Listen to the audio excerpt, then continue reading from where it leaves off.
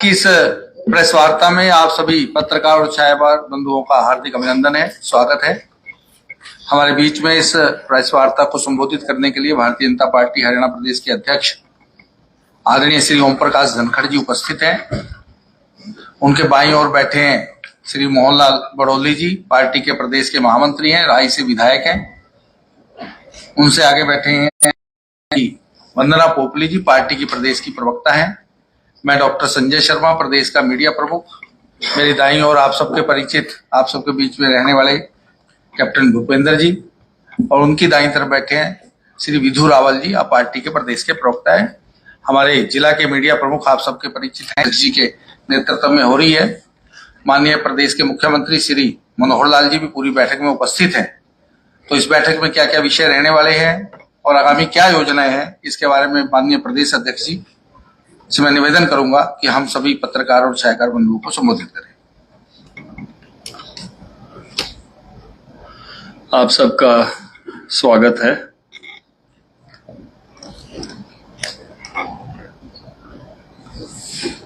आज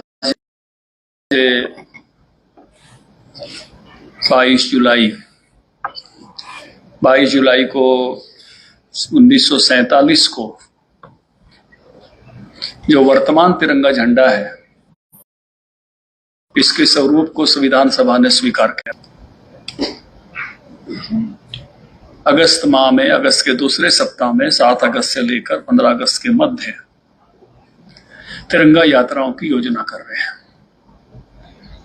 90 की 90 विधानसभाओं में तिरंगा यात्राएं निकाली जाएंगी। नेता इन सब यात्राओं में सहभागी होंगे। सामान्यतः ये समय देश के उन शहीदों को, उन वीरों को नमन करने का है जिन्होंने देश की आजादी के लिए अपना बलिदान दिया, देश की आजादी को बनाए रखने के लिए अपना बलिदान दिया। और उनको नमन करते हुए एक अभी चला हुआ ही अभियान है जो बीच में है, पन्ना प्रमुख बनाना, यानी उसकी रचना करना और पन्ना प्रमुखों को पार्टी के पोर्टल पर रजिस्टर्ड करना, पंजीकृत करना और पन्ना प्रमुखों के सम्मेलन करना। आज की तारीख तक हमारे 34 पन्ना प्रमुख सम्मेलन हो गए हैं और कल 6 हैं। कल हमारा होडल का पन्ना प्रमुख सम्मेलन है, हथीन का पन्ना प्रमुख सम्मेलन है, पटौदी का पन्ना प्रमुख सम्मेलन है, सांपला का पन्ना प्रमुख सम्मेलन है, महेंद्रगढ़ का पन्ना प्रमुख सम्मेलन है और सोनीपत का पन्ना प्रमुख सम्मेलन है।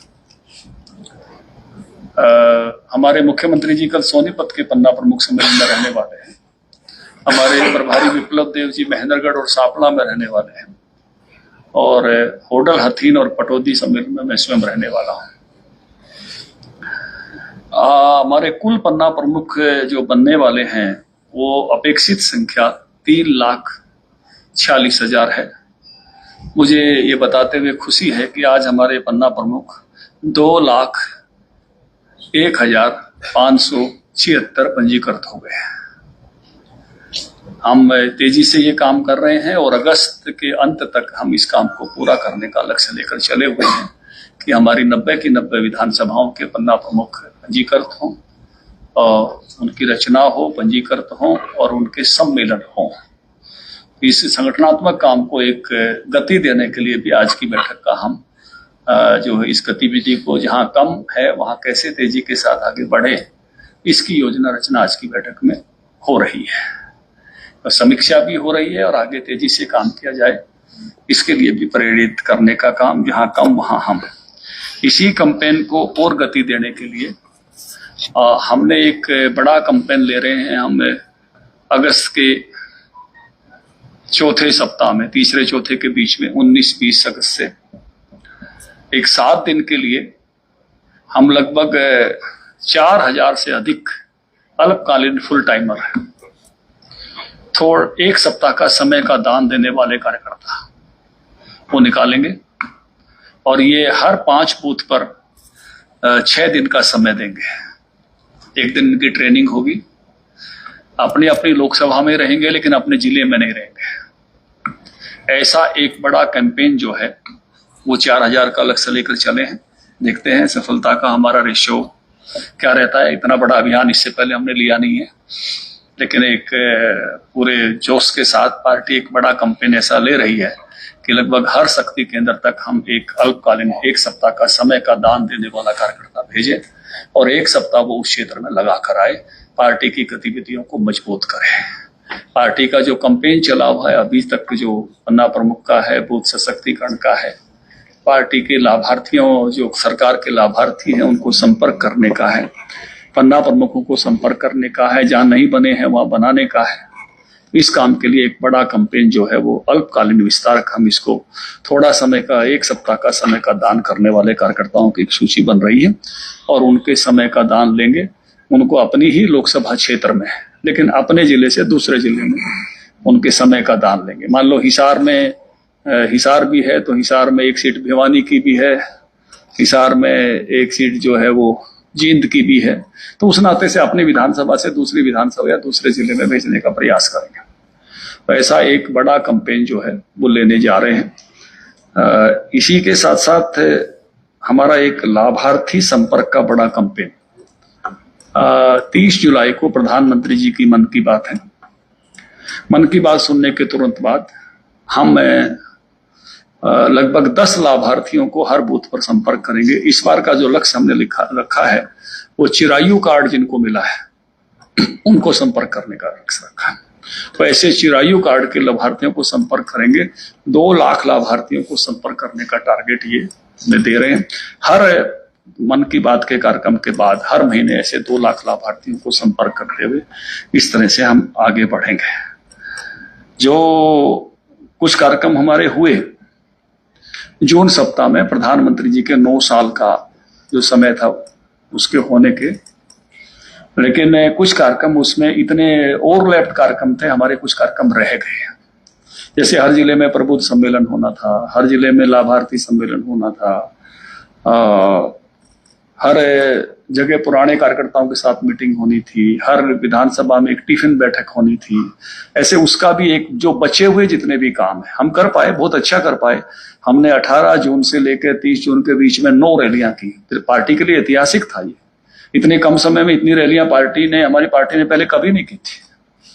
बाकी पार्टियां भी नहीं कर पाती हैं। हमने एक ही दिन में 3 रैलियां की, फरीदाबाद, गुड़गांव और रोहतक। उस दिन हमारे 2 पन्ना प्रमुख भी थे, एक उकलाना में था और एक पंचकुला में।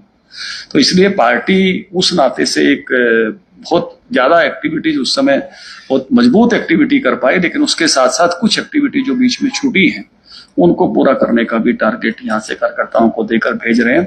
तो एक बड़ा कैंपेन आने वाले महीने में तिरंगा यात्रा के रूप में, अल्पकालीन विस्तारक के रूप में। इसी समय एक दिन और ऐसा आता है कि 14 अगस्त को हम विभाजन की विभीषिका के रूप में, क्योंकि 10 लाख लोग जो है उसमें मारे गए थे और लगभग 2 करोड़ की आबादी उस समय विस्थापित हुई थी, यहां से वहां गई थी।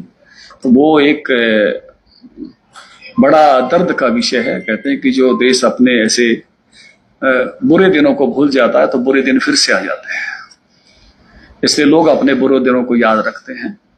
इजराइल में तो इस विषय को लेकर उन्होंने एक म्यूजियम बनाया हुआ है, याद-ए-वसम, हॉलोकास्ट म्यूजियम।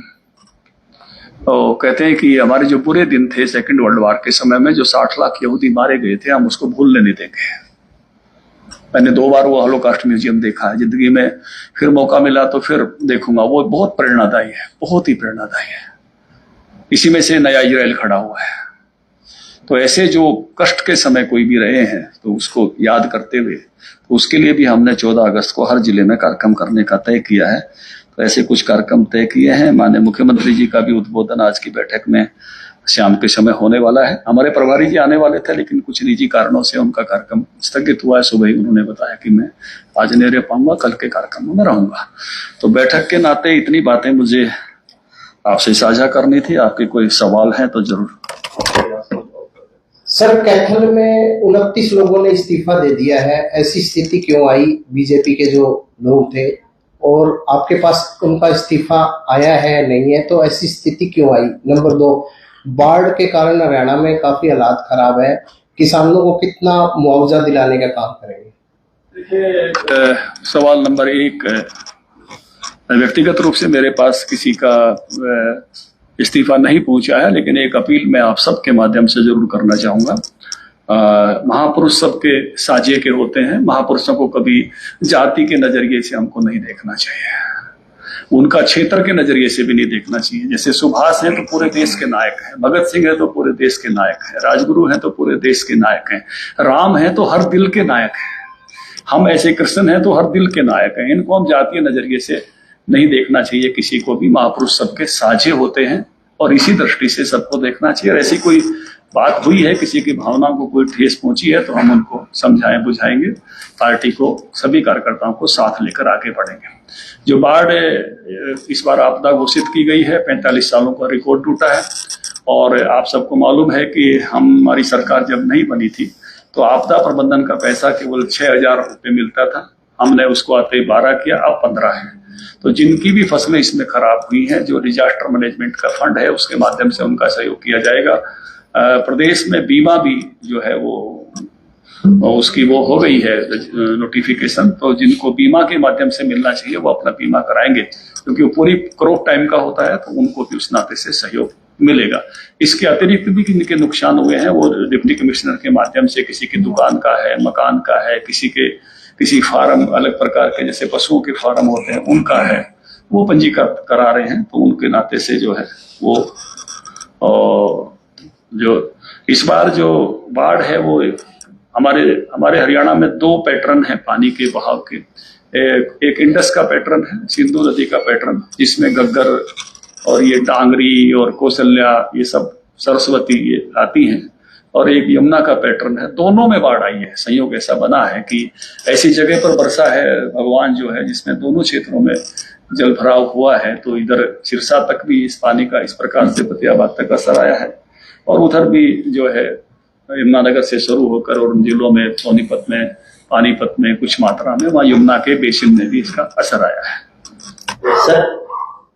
सर सरकारी दफ्तर में सारे कलर हड़ताल में, हालांकि बातचीत कल भी हुई है, लेकिन उनकी समस्या हल हुई है और लोग बहुत परेशान है उस चीज को लेके। कहीं भी कामकाज नहीं हो रहा, सारा ठप है।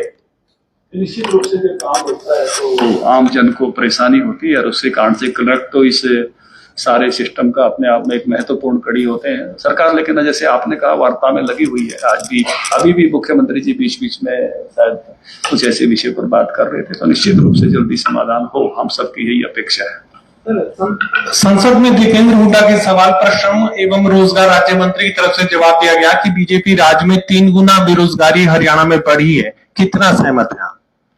देखिए, दीपेंद्र हुड्डा के आंकड़ों से तो मैं कहूंगा कि 4 गुना कम हो गई है। पहले तो ये 35-36 तक ले जाते थे। ईश्वर की कृपा से ये जो उन्होंने एक कोई एजेंसी बता रखी थी, उस माध्यम से 35-36% तक बेरोजगारी हरियाणा में दीपेंद्र हुड्डा बार बार बताते थे। तो 35-36 से 9 पे आए कम से कम। वो जो झूठ बेचती थी कांग्रेस, वो खत्म हुआ है एक प्राइवेट एजेंसी के माध्यम से। जिन राज्यों में के लोग हमारे यहाँ आके नौकरी करते हैं वहां बेरोजगारी कम बताते थे, हमारे राज्य में ज्यादा बताते थे। ये सही है कि भाई 9% है जो आंकड़ा दिया गया है, और निश्चित रूप से सरकार कटिबद्ध है कि भाई कुछ और लोगों की अभी वैकेंसीज भी निकल रही है, और अंत्योदय मेले लगाकर सब रोजगार के अवसर भी बढ़ा रहे हैं।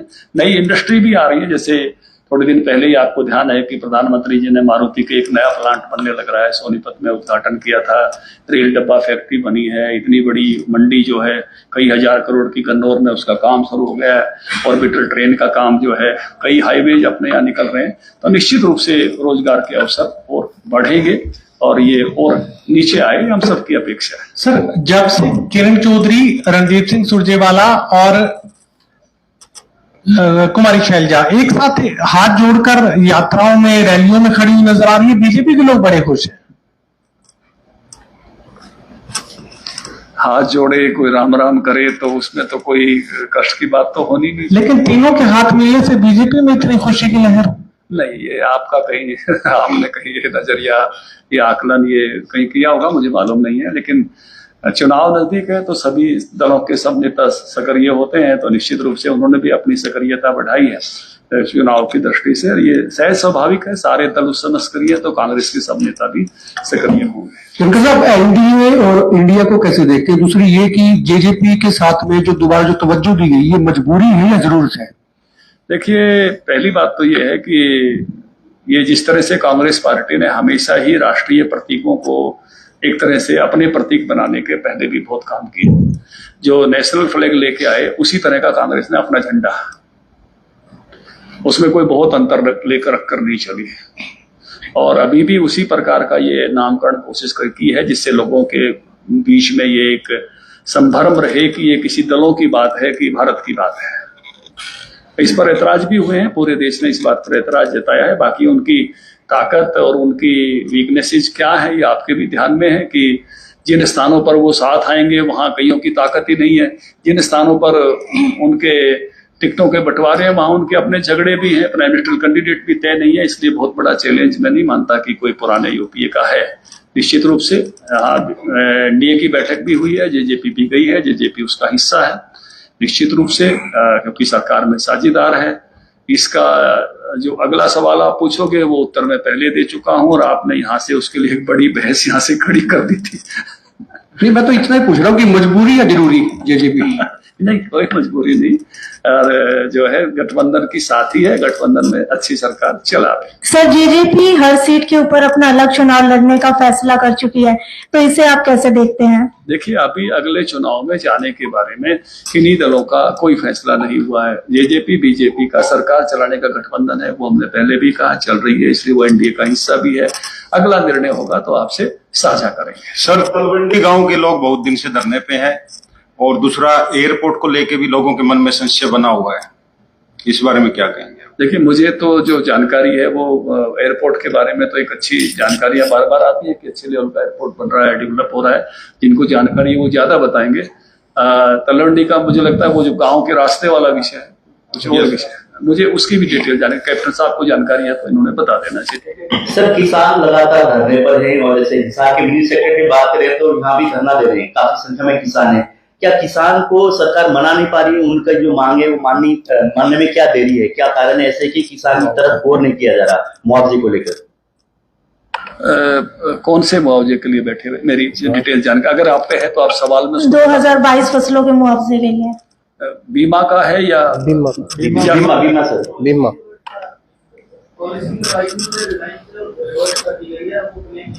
अच्छा, निश्चित रूप से जो भी उनका क्लेम बनता है वो मिलना चाहिए। और मैं भी जो है कृषि मंत्री रहा हूँ, बीच बीच में जब जरूरत पड़ी, पहले भी मेरे समय में भी ऐसे कुछ मुआवजे रुके थे तो हमने केंद्र में बात करके निकलवाए थे। मुझे लगता है कि जरूर सरकार और दलाल साहब इसमें लगे होंगे तो मुझे भी जरूरत पड़ेगी तो मैं भी सहयोग करूंगा कि जो उनका कंपनसेशन बनता है वो मिले।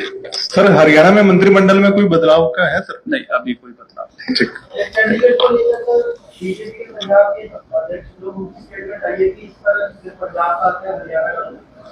देखिए, चंडीगढ़ केंद्र शासित प्रदेश है और विधिवत रूप से हरियाणा ने वहां अपने एक नए विधानसभा भवन के लिए विधिवत रूप से अपनी एक एप्लीकेशन लगाई है और उस एप्लीकेशन की सहमति की तरफ बढ़ रही है और उसके बदले में उन्होंने जमीन भी मांगी है। तो जितनी जमीन चंडीगढ़ देंगे उतनी जमीन हरियाणा उनको देने वाला है। तो इसलिए कोई जमीन कम होने की वहां का वो विषय भी नहीं है, बदले में वो जमीन हम देंगे। वो आप सबको मालूम है, ये विधानसभा भवन जो अभी वर्तमान है ये बहुत छोटा है, पत्रकारों को भी उतनी जगह नहीं मिलती है। बहुत सारे जो वरिष्ठ नेताओं के कमरे वहां होने चाहिए उनको वो जगह नहीं मिलती है, बहुत संकीर्ण जगह में काम चलाते हैं। फिर अगला जो 2029 में जो विस्तार होने वाला है लोकसभा विधानसभाओं का, जिसकी चर्चा बार बार आती है, तो उस नाते से एक बड़ी विधानसभा की आवश्यकता है जो हरियाणा के लिए आवश्यक है और उस नाते से हरियाणा के स्पीकर और मुख्यमंत्री जी इस काम में लगे हैं। मुझे लगता है कि सहमति मिलेगी, हम आगे बढ़ेंगे। ठीक है जी, धन्यवाद। आप